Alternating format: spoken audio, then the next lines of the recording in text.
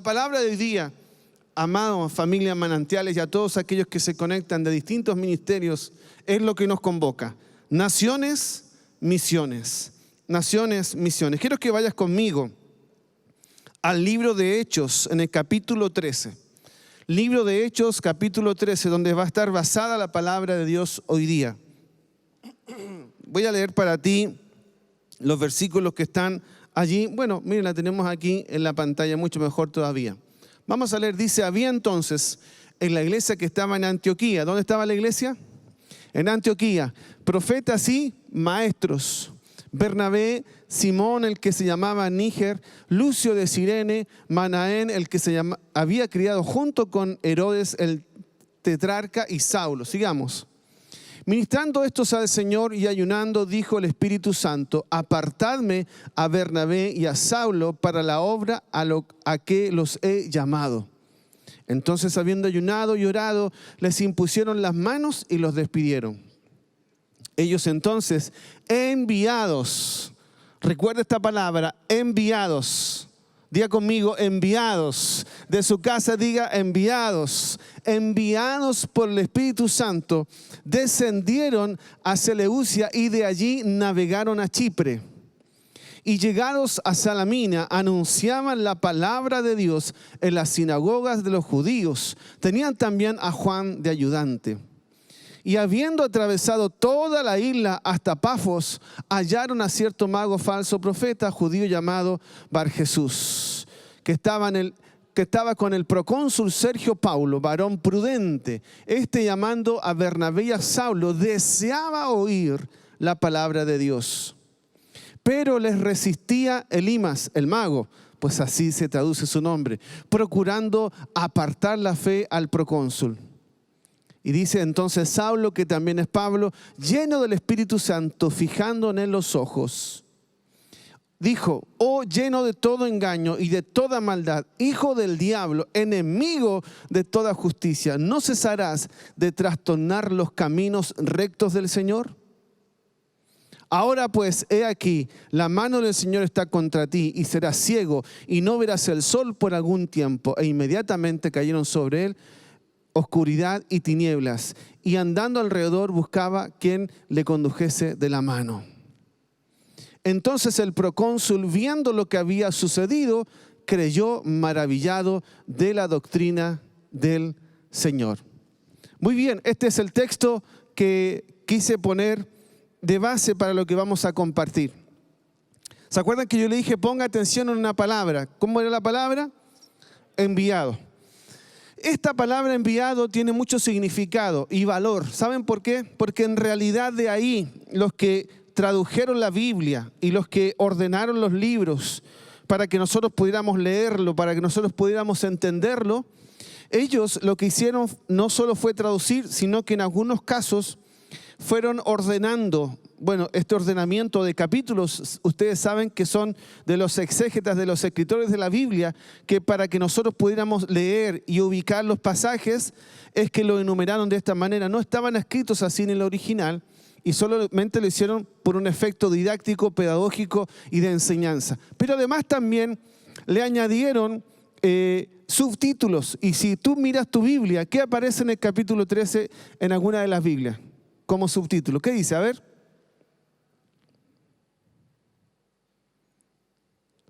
No todos juntos porque no los escucho, así que de a uno nomás me pueden decir. ¿Qué dice el subtítulo del capítulo 13 ahí? ¿Qué es lo que era? ¿De qué se trataba el capítulo 13 de Hechos? Dice ahí la Biblia, fueron enviados. O otra traducción dice, el primer viaje misionero del apóstol Pablo.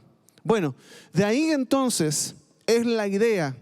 En realidad la palabra misionero, misiones, no es una palabra que salga en la Biblia explícitamente, pero sí está implícitamente. Es decir, no está la palabra, como muchas otras palabras no están en el idioma original, pero sí la intencionalidad. Por eso que en realidad es correcto decir misiones. Yo no estoy diciendo esto para hacer un estudio bíblico, sino que quiero que vayamos al espíritu, que es lo que a mí me interesa. En realidad, los traductores cuando leyeron que el apóstol Pablo, en este caso junto a Bernabé, en el primer viaje apostólico, porque en realidad fue un viaje apostólico, ellos en este primer viaje apostólico donde fueron a predicar la palabra a diferentes lugares, si usted sigue leyendo se va a encontrar que luego de ahí se fueron a otro lugar y predicaron y mucha gente conoció al Señor Jesús durante ese viaje. Se le llamó el viaje misionero, porque en realidad la palabra es que fueron enviados. La palabra misionero o misión es la acción de ser enviado, de encargarle algo a alguien y que esa persona lo haga, ¿no?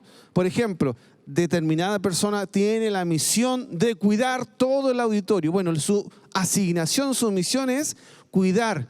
Fue enviado, eso significa que tuvo que viajar hasta acá, tuvo que preparar el lugar, tuvo que hacer un aseo, qué sé yo, lo que fuera.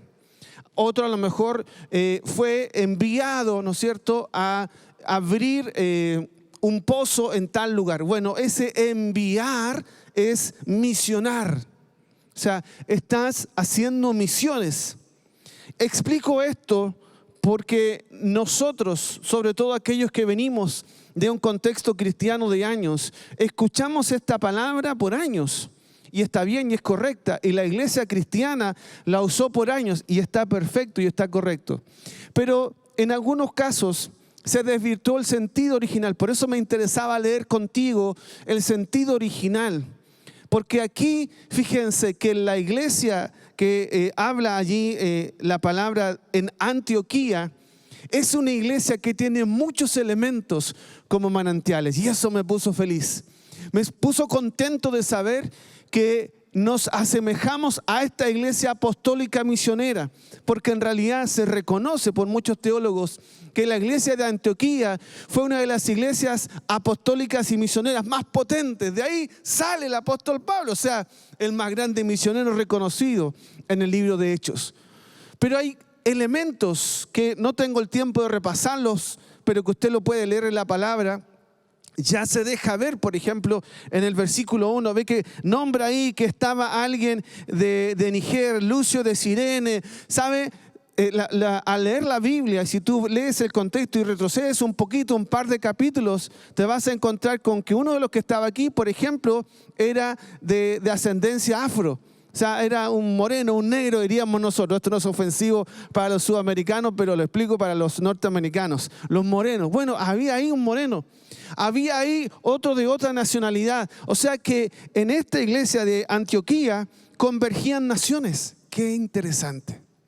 Ellos abrazaban naciones desde allí, desde que congregaban gente de diferentes nacionalidades y esa gente comenzaba a ser empoderada. Me hizo pensar en nuestra iglesia.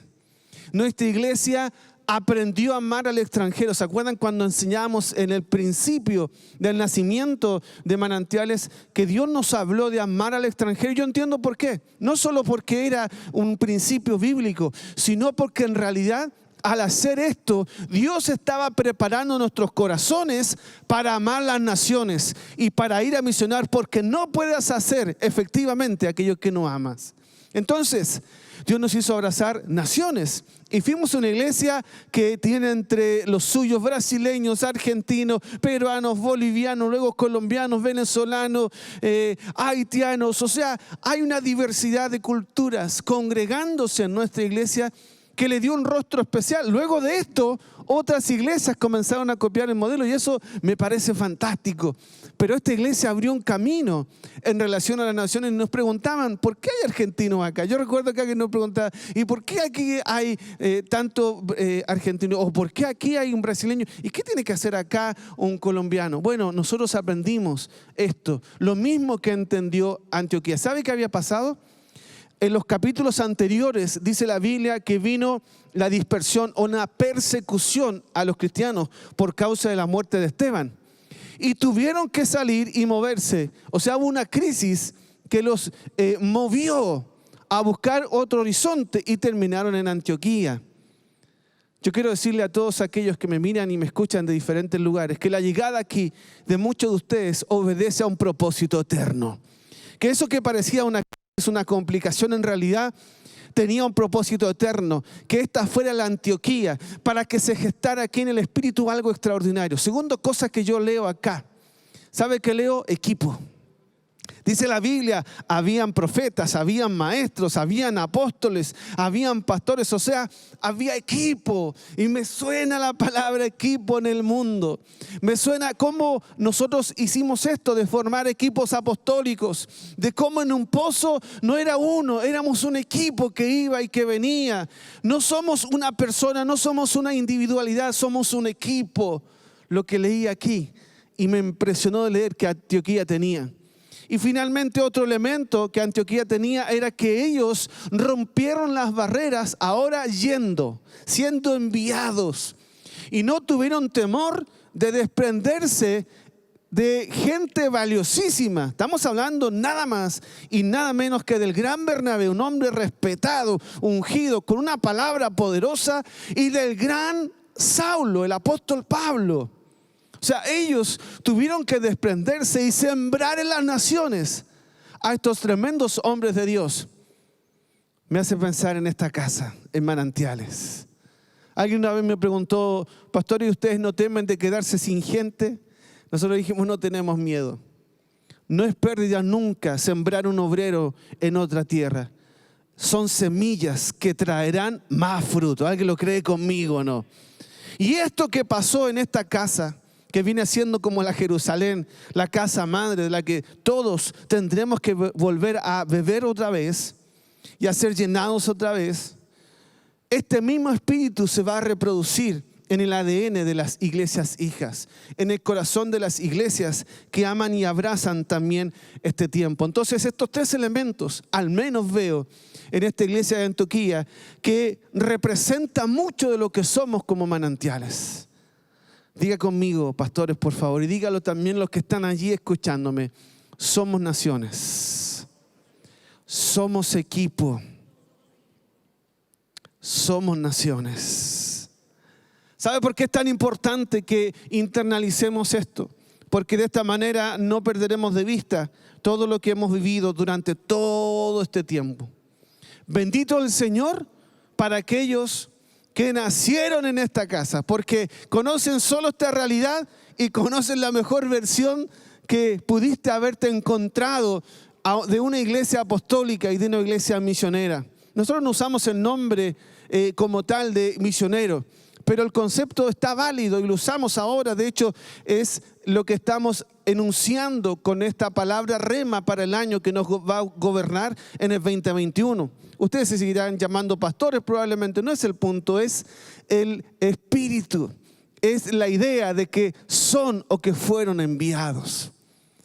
Son o fueron enviados. Y déjame ahora repasar contigo la historia de las misiones. Yo vengo de una iglesia tradicional donde llegué cuando niño y me tocó ver allí y conocer la realidad también de otras denominaciones y de otras realidades evangélicas, el concepto de las misiones. Capaz que algunos que son de esa época se van a acordar conmigo cuando yo recuerde esto de las historias de las misiones. Por ejemplo, yo cuando niño crecí escuchando historias de misioneros. ¿Alguien escuchó historias de misioneros? Misioneros en el África, misioneros en la China. Y el gran héroe para los que amábamos a Dios eran los misioneros. De hecho, personalmente, yo quería ser un misionero. Yo soñaba con irme a África, soñaba con irme a China. Gracias a Dios que no me llamó ahí, porque si no me hubiera ido solito y estaría solito, así como el burrito de Shrek, ¿no? Pero el Señor sabe la intencionalidad del corazón. Claro, era la idealización de un llamado, eran los héroes. Y está bien porque eran hombres y mujeres valientes. Bueno, pero ¿qué crecimos viendo y qué crecimos viendo? Por ejemplo, a ver si alguien se acuerda de los que me está viendo ahí.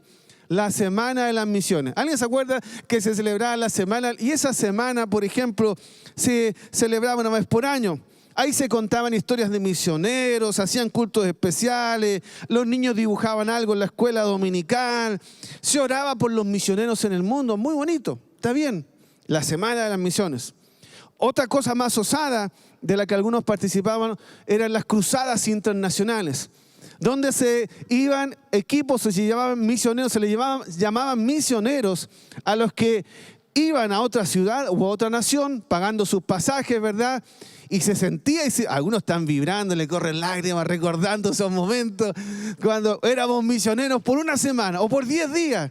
Algunos en Argentina, en Brasil, y la verdad es una experiencia maravillosa porque para quien no lo sabe, le cuento, durante una semana o 10 días se predicaba en las calles, en las casas, y todas las noches se hacía un culto en las iglesias locales de la ciudad donde se estaban haciendo las cruzadas evangelísticas, y todas las noches eran cultos evangelísticos. Y se terminaba con una gran reunión en algún lugar donde asistían todas las pequeñas iglesias de esa ciudad donde se celebraban las cruzadas. Muy lindas actividades, lindas experiencias. Otra cosa que crecí viendo fueron las ofrendas misioneras. ¿Se acuerdan ustedes de las ofrendas misioneras?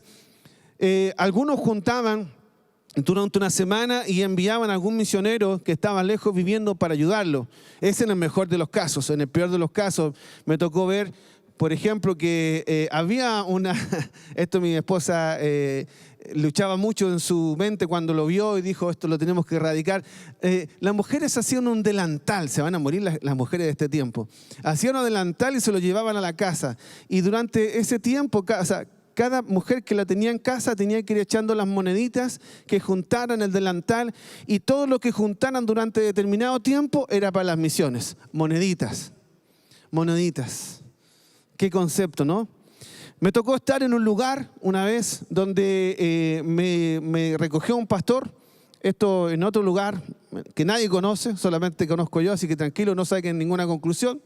Y cuando llego al lugar, a su auto para que él me lleve, de repente yo quería deshacerme porque el cambio donde yo estaba en esa nación tenía muchas monedas, yo no estaba acostumbrado. Entonces vine y le dije, mira, yo no quiero usar más estas monedas, la verdad que no veo que nos sirven mucho, así que, no sé, te las dejo, puede servir para, o tíralas. No. Entonces él me dijo, no, son para las misiones, me dijo. Y de repente cuando veo, tenía una bolsa de monedas para las misiones. Bueno, conceptos, ¿verdad? Que crecimos viendo. Y por último, las agencias misioneras o los departamentos de misiones que preparaban, había toda una logística, tenían oficinas ubicadas generalmente en Europa, en Estados Unidos. Ellos recaudaban fondos y preparaban teológicamente parejas para enviar a alguna nación como misioneros, las famosas agencias misioneras. Llegaron a ser tan fuertes las agencias misioneras que por causa de que ellos enviaron misioneros a, por ejemplo, Sudamérica, se pudo alcanzar lugares impenetrables, porque para hacer obra en lugares tan alejados se necesitaban finanzas. Y los que somos de esa época veíamos como que los misioneros eran los únicos que podían solventar cosas así, porque venían apoyados económicamente por esa agencia misionera. Yo creo que tenemos que agradecer que en algunos lugares recónditos o más difíciles, el Evangelio de alguna u otra manera llegó a través de estas formas. Ahora, ¿qué fue lo bueno de todo esto? ¿Por qué te cuento qué fue lo bueno de esto? Que se predicó el Evangelio. O sea, que el Evangelio se ha predicado es la más grande ganancia que podemos tener allí. Que era otra cosa buena, que había un gran compromiso con el evangelismo. Había un gran compromiso con el evangelismo. Algo muy apasionado. Que fue lo malo de la historia del pasado, que solo hacían misiones los misioneros. Solo hacían misiones los misioneros y todo el resto de la iglesia, o sea, el 98, 99% de la iglesia seguía viviendo sus vidas normales y que las misiones le hicieran misionero. Todo el resto no nos sentíamos misioneros para nada. Uno miraba con lejanía, hasta con apatía, esa tarea misionera, que era otra cosa mala, que por la iglesia estar en una etapa crítica, muchas iglesias muertas, sin mover de Dios. Resulta que, claro, estas agencias misioneras tuvieron que tomar las misiones en sus manos y llevar el evangelio a lugares alejados, porque la iglesia estaba muerta. Y la iglesia no podía tomar una tarea que en realidad le correspondía a ella. ¿Qué otra cosa también a erradicar fueron los conceptos cerrados? Que a los misioneros se les daban las monedas, esto que te dije yo. Que los misioneros tenían que ser sufrientes y pobres y tenían que prácticamente vivir de una manera deplorable para ser considerados como espirituales. Creo que fueron estigmas que quedaron equivocados y solo lo nombro para que usted no caiga en esa idea, porque en realidad las misiones son distintas. Las misiones son lo que yo te acabo de leer allí y en los siguientes pasajes de todo el libro de Hechos. Es la razón de por qué también se nombró equivocadamente a veces las misiones. Pero llegó el avivamiento. Diga conmigo, llegó el avivamiento. Y cuando llegó el avivamiento, trajo un mover del Espíritu, despertó a la iglesia. Y ya la iglesia, empobrecida, sin dones, sin poder, comenzó a empoderarse, comenzó a crecer en finanzas, comenzó a su gente a estudiar, comenzó su gente a prepararse. Y comenzó a tomar el rol que siempre tendría que haber tenido. Y como consecuencia, las misiones volvieron a la iglesia, que es de donde siempre tuvieron que haber estado. En realidad las misiones son de la iglesia. ¿De dónde nació Pablo? ¿Se recuerdan? ¿De qué iglesia? Antioquía. De allí salió, de la iglesia. Hubo un beneficio que nos trajo el avivamiento, que trajo las misiones al corazón de la iglesia de nuevo. Y la iglesia comenzó ahora a hacer la tarea. Y por eso que cuando la iglesia tomó la tarea, que es el diseño divino original, comenzó a tener tanto fruto que no se había alcanzado antes con ninguna agencia misionera. Con el avivamiento que Manantiales encarna, vinieron los dones, los ministerios, los llamados, y comenzó esta iglesia ya sana, empoderada, equipada a hacer la tarea y a tener fruto. Y nos transformamos en una iglesia apostólica y profética, que donde tocaba una tierra, esa tierra comenzaba a dar fruto y comenzaba a crecer y comenzaba a extenderse el evangelio en un trabajo efectivo. La gran pregunta es, entonces, ¿quiénes hacen misiones? Diga conmigo, todos hacemos misiones. Repítalo fuerte conmigo, todos hacemos misiones. Pero pastor, es que a mí no me toca salir. Sí, que no te toque salir no significa que no hagas misiones, porque todos hacemos misiones y ya la estamos haciendo. ¿Cómo es eso? Cada vez que tu pastor o tu líder te comisionó para abrir un grupo fe en determinado lugar, ¿sabe qué estás haciendo? Misiones, porque fuiste enviado. Recuerda, misión es aquel que fue enviado. Entonces, si fuiste enviado a abrir un grupo fe, eres misionero. Así de sencillo, así de concreto y así de simple. ¿Sabe cuándo hacemos misiones? Cuando levantamos familias sacerdotales. Creo que esta es la más potente obra misionera que ha hecho Manantiales para las naciones de la tierra. Cuando levantamos familias sacerdotales, estamos haciendo las misiones más potentes. Con mi esposa levantamos una familia sacerdotal. ¿Qué significa? Que el hombre tomó el lugar de sacerdote, que la mujer fue la mujer sabia y virtuosa que edificaba la casa. ¿Qué significa? Que en los hijos nuestros había temor de Dios y que ninguno se apartó del camino ni de la palabra de Dios. ¿Qué significó? Que no solamente a nuestros hijos sanguíneos, sino que le abrimos la casa a otros que no tenían nuestro apellido ni nuestra sangre. Los trajimos y los evangelizamos. Mire qué potente esto. Dios me mostraba esto. Ustedes los evangelizaron y los culturizaron al evangelio de nuevo. O sea, ellos fueron convertidos y evangelizados. Y hubo, dicen esto mucho los términos misioneros, hicimos una transculturación porque los sacamos de una cultura y de una manera de vivir y vinieron a vivir un diseño de familia conforme a la palabra de Dios. Resultado, fueron sanados, alcanzaron propósito y hoy viven en bendición, ejerciendo su llamado y su propósito. Sé que esto que nosotros hicimos con mi esposa fue el ejemplo para que todos mis pastores que aquí están presentes, para que todas las familias en Manantiales comenzaran a replicar el modelo de una u otra manera. Capaz que ni siquiera que sea que viva contigo, pero abrazaste a gente a la que la acercaste a un propósito, no solamente desde el curso, no solamente desde un púlpito o desde un escenario, sino desde tu casa. Y comenzamos a hacer misiones de la manera más potente. Pastores, somos misioneros. Del momento que abrazamos a otros, del momento que acompañamos a otros que no llevan nuestro nombre y nuestro apellido. Dios me dijo, ustedes son una familia misionera. Han hecho misiones porque se metieron en la cultura y la ciudad de gente que vivía en otros lugares y que llegó para estar con ustedes y que son los hijos espirituales que hoy ustedes tienen, de los cuales algunos están sentados entre nosotros. ¿Sabe cómo hacemos misiones? Cada vez que abrimos un pozo. Cada vez que abrimos un pozo, enviamos un equipo. ¿Se da cuenta? Concepto de equipo de Antioquía. Enviamos un equipo. Y ese equipo trabajó, hizo la tarea, visitó, puso de sus recursos, de su tiempo, de sus talentos, de sus dones al servicio de la obra. Y más allá de cualquier anhelo personal, luego de hacer la tarea, Dios envió, misionó, comisionó a una familia, a una pareja que fue puesta en ese pozo. Cuando abrimos pozos, pastores, estamos haciendo misiones. Familia Manantiales, cuando tú apoyaste un pozo, estamos haciendo misiones. ¿Sabe que Dios me mostraba? Que también hicimos misiones cuando me tocó hacer viajes apostólicos, donde iba acompañado de nuevo de un equipo. Y en este viaje que originalmente tenía otro propósito, entendí que eran también un viaje apostólico y misionero. O sea, pasamos por una ciudad y estando en la ciudad, el Espíritu Santo me dice, abre esta ciudad. Y abrimos esa ciudad. Y después de estar en esa ciudad, nos vamos a otra ciudad a predicar. Y cuando estamos allí, el Espíritu Santo me dice, tienes que abrir un pozo aquí. Terminamos abriendo un pozo, juntamos gente.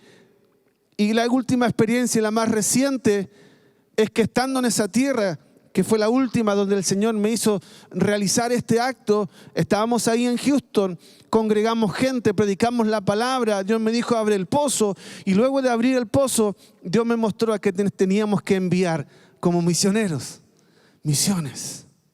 Hemos hecho misiones, capaz que sin darnos cuenta o sin entenderlo. Pero hay algo que quiero explicarte a ustedes, pastores, y a los que me están viendo allá, la importancia de ser enviado. La importancia de ser enviado. Escúchame bien. Dios nos reconoce.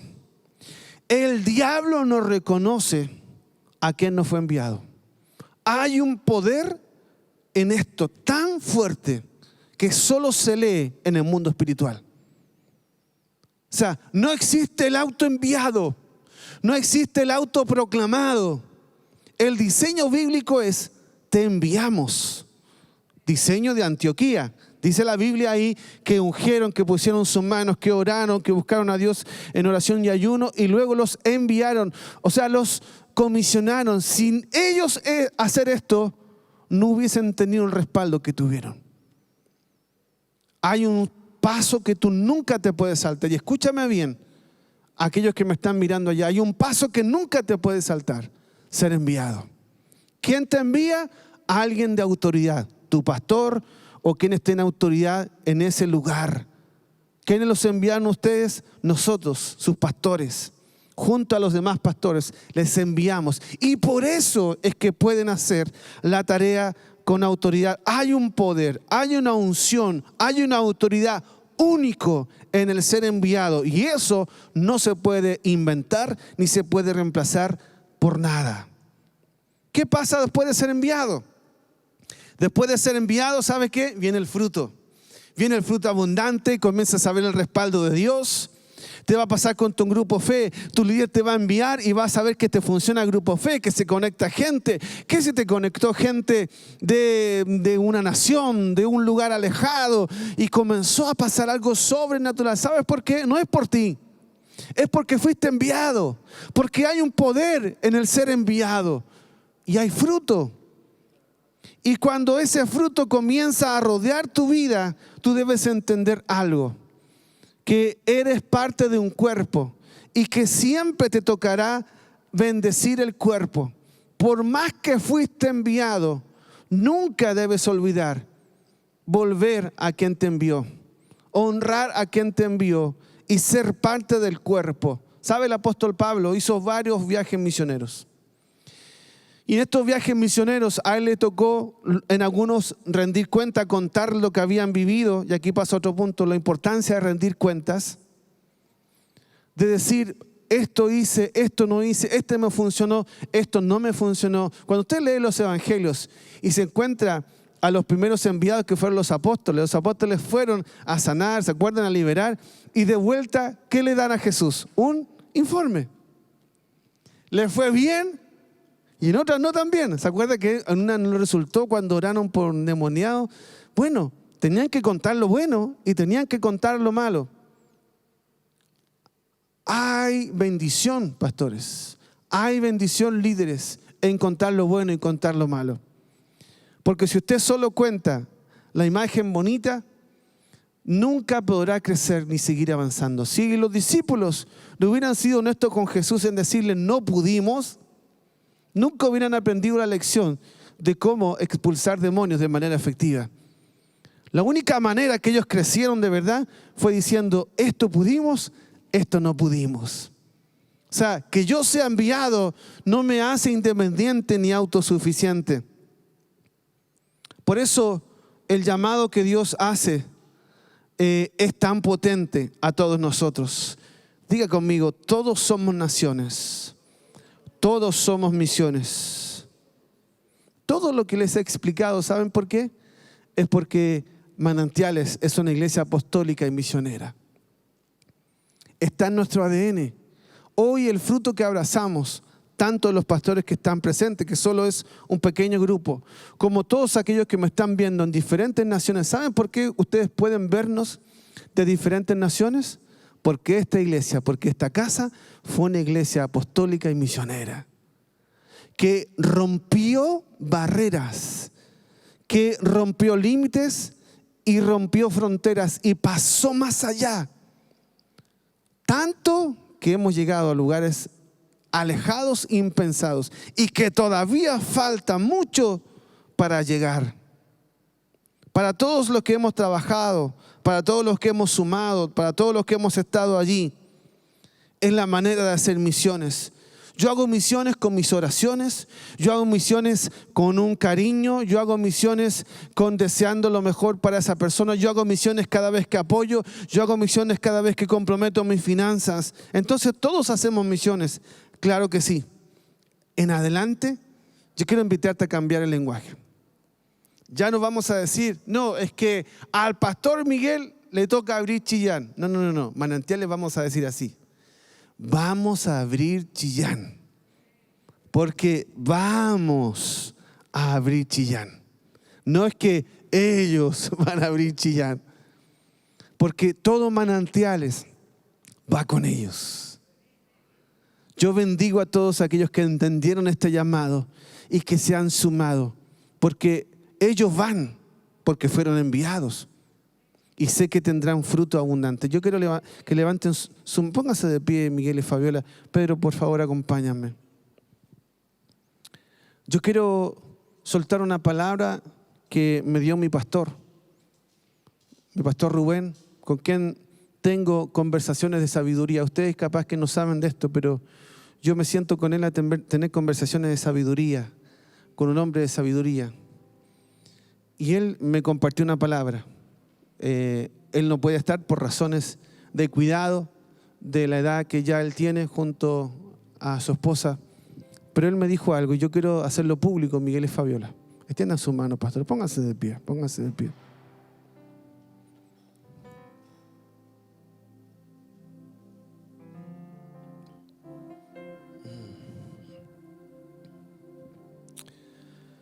El pastor me dijo esto: Miguel y Fabiola te van a sorprender. Ellos serán una iglesia numerosa. Chillán será una iglesia numerosa. ¿Y sabes por qué, Miguel y Fabiola? Porque son hijos y porque fueron humildes. Porque nunca pidieron un lugar ni pidieron un nombre. Porque nunca se autoproclamaron, porque supieron esperar, porque fueron fieles. Levanta tu mano, Miguel y Fabiola. La iglesia que el Señor les va a dar será la iglesia más numerosa de la ciudad. Urra mayema, sharamakinda yema so. Sí, a ustedes.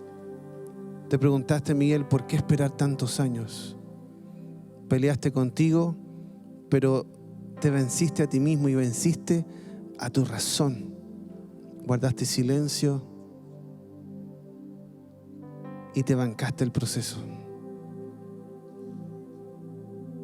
Por eso que calificas. Y siempre volverás a esta casa, Miguel, siempre. Sepan esto, ustedes viajarán muchas veces a Santiago, cuando son convocados y cuando no lo son. Y el crecimiento numérico no solo es que traerá alegría a sus vidas, sino que traerá restitución. Aquellos que te menospreciaron, Miguel, alguna vez, tendrán que venir y decir, realmente Dios está contigo. Aquellos que te miraron con desprecio, Fabiola, y pensaron que no podías, vendrán y te dirán, realmente Dios está contigo. Solo este encargo Dios les hace. Nunca dejen de ser hijos y siempre vuelvan a la fuente. Siempre. ¿Ustedes saben qué? Traerán primicias cuando ni siquiera sea fiesta de primicias. Porque serán tan benditos que les quemará esta palabra. Padre, yo bendigo Chillán en el nombre de Jesús. Gracias por la casa que les vas a dar. Gracias, Señor, porque la palabra se cumplirá en ellos. Gracias, Señor, porque lo que dijiste hace tanto tiempo acerca de ellos, llegó el tiempo de su cumplimiento. En el nombre de Jesús. En el nombre de Jesús. Urra mayema sokatarama. Urra mayema sherama. Para Él son todas las cosas, porque de Él y por Él. Repitan todos los que están, tanto aquí como en las redes sociales. Vamos a abrir Chillán. Dígalo fuerte. Vamos a abrir Chillán. Vamos a abrir Lima, Perú. Aleluya. Al sea la gloria por siempre. Amén. Dale la gloria al Señor. Y al sea la gloria, y al sea la gloria, al sea la gloria por siempre. Vamos a darle la gloria. Pastores, nunca nos quedemos con su gloria. Por más que Él nos dé fruto, por más que veamos milagros y señales a través de nuestras manos, nunca nos quedemos con su gloria.